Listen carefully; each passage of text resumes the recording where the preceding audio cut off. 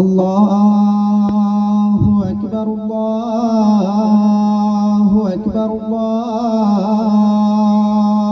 അക്ബർ ലാ ഇലാഹ ഇല്ലല്ലാഹു അല്ലാഹു അക്ബർ അല്ലാഹു അക്ബർ വലില്ലാഹിൽ ഹംദ്.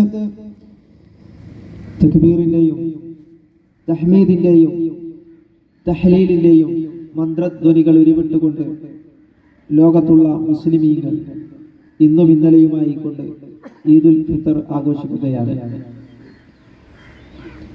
ഒരു മാസത്തെ കഠിനമായ പ്രയത്നത്തിന് ശേഷം, വ്രതാനുഷ്ഠാനത്തിന് ശേഷം പ്രവാചകൻ സല്ലല്ലാഹു അലൈഹി വസല്ലമ വിശ്വാസികൾക്ക് പഠിപ്പിച്ച രണ്ട് ആഘോഷങ്ങളിലെ ഒരു ആഘോഷം ഈദുൽ ഫിത്തർ. പരിശുദ്ധമായ റമളാനിന്റെ പരിസമാപ്തി കുറിച്ചുകൊണ്ട് നമ്മൾ ആഘോഷിക്കുകയാണ്. ഈ ഒരു സന്ദർഭത്തിൽ ഏതാനും ചില നിർദ്ദേശങ്ങൾ മാത്രമാണ് സൂചിപ്പിക്കുന്നത്.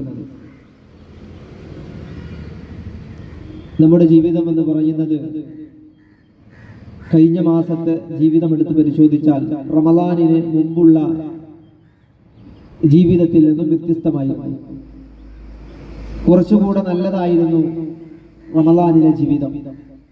ഒരു റമളാൻ കൊണ്ട് രണ്ട് രീതിയിലുള്ള ആളുകൾ ഉണ്ടാവും.